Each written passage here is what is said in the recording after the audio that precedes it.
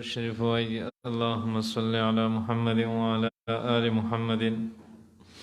وأنزله المقعد المقرب عندك يوم القيامة.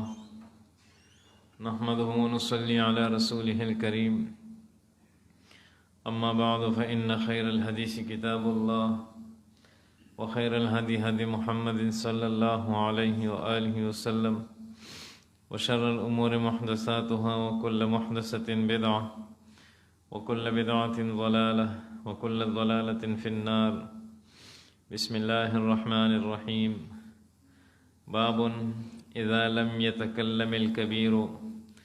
هل للأصغر أن يتكلم. د دین مخکې باب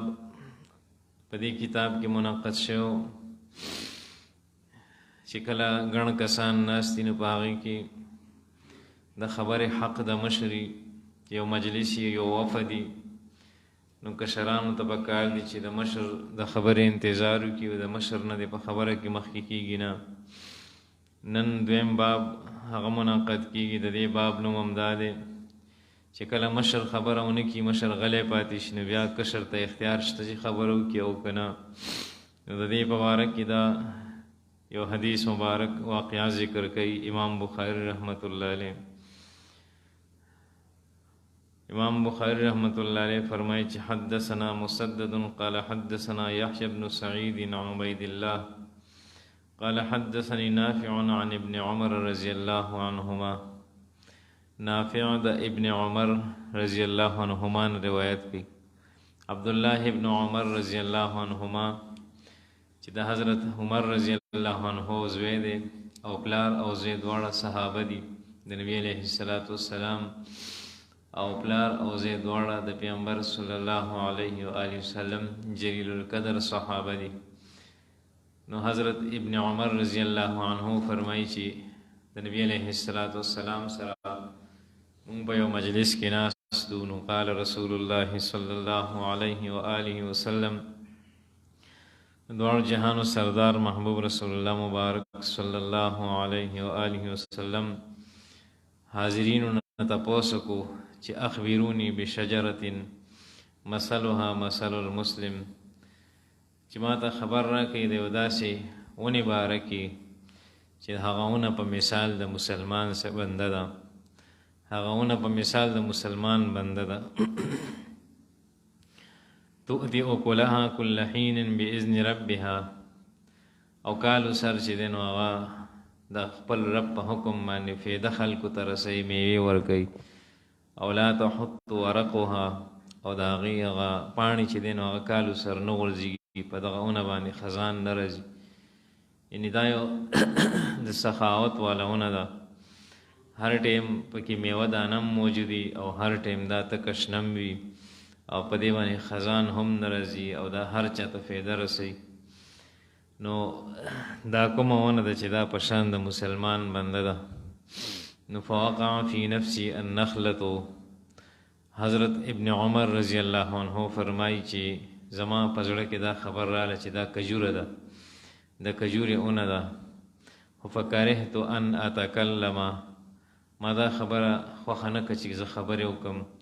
وثم ابو بکر و عمر فلما لم يتکلما، په دغه مجلس کې زما والد محترم حضرت عمر رضی الله عنه او خلیفه بلا فصل حضرت ابو بکر صدیق رضی الله عنه، هغه دواړه د نبی علیه السلام سره ناستو، تشریف فرماو. نو ما دا بې ادبي وګڼله چې زه د خپلو مشرانو په مخ کې زه خبره وکړم. نو قال النبي صلی الله علیه و آله وسلم، چې کله ټول خاموشه پاتې شول چا جواب ورنکو، نو محبوب رسول الله مبارک صلی الله علیه و آله وسلم په خپله وفرمیل چې هي النخلة، دا د کجورې ونه ده. نو د کجورې ونه دا د مسلمان بنده په شان دی، دې ته تشبیه ورکړی شوي ده. مسلمان چې دی هم د سر نه تر خپو ټول خیر وي، هر چا دپاره به دی خیر وي، هر انسان ته به دی فایده رسوي، مسلمان ته به هم فایده رسوي، د الله ټول مخلوق ته به مسلمان بنده فایده رسوي، د ده نه به چاته ضرر نه وي. نبی علیه السلام هم فرمایي بل حدیث مبارک کې چې کامل مسلمان هغه دی چې د لاس او د خپو او د ژبې د ضرر نه بل مسلمان هغه محفوظ نو مسلمان به همیشه د پاره بل ته د خیر د رسولو کوشش کوي چې چاته تنه خیر ورسی او چاته تنه شر ورسی د خلی تکلیف چاته ورسی د لاس او خپو تکلیف چاته ورسی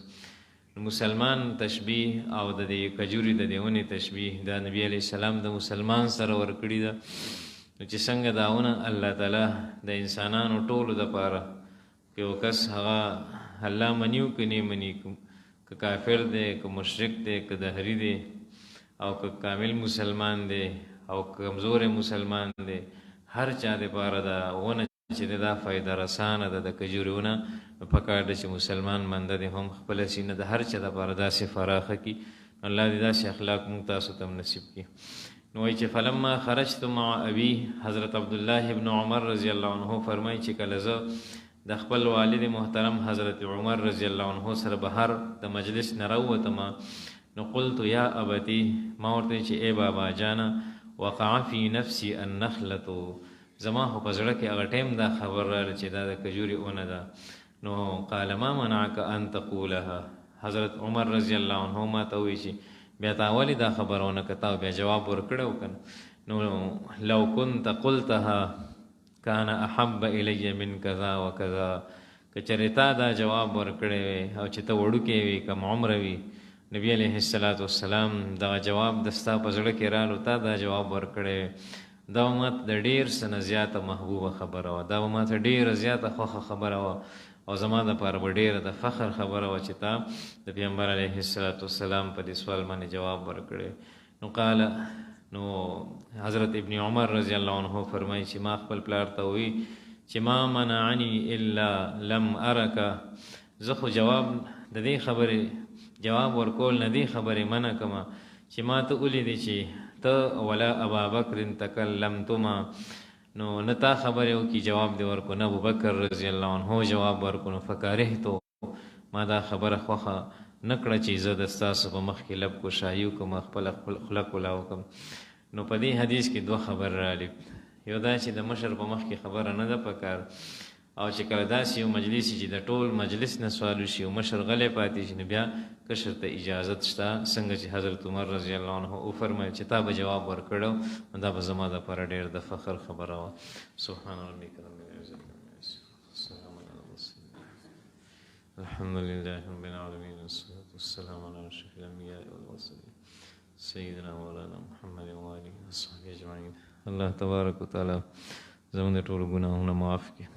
نبی علیہ السلام د ټول امتیانو ګناهونه معاف کړي الله خپل رضا او د نبی علیہ السلام کامله تابعداري منصب کړي ټول حاضرین د ناس ته قبول کړي الله زمونږ په خپل منځ کې شیر او شکر کړي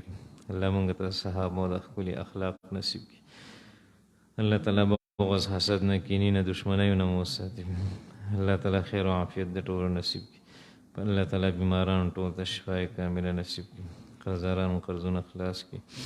الله په ټولو باندې خپل رحم وفرمایي مشران کشران به څومره وفات دي ټولو بخښنه وفرمایي زموږ د ټولو په ایمان خاتمه نصیب کړي وصلی الله تعالی علی خیر خلقه سیدنا مولانا محمد و آله وصحبه اجمعین برحمتک یا ارحم الراحمین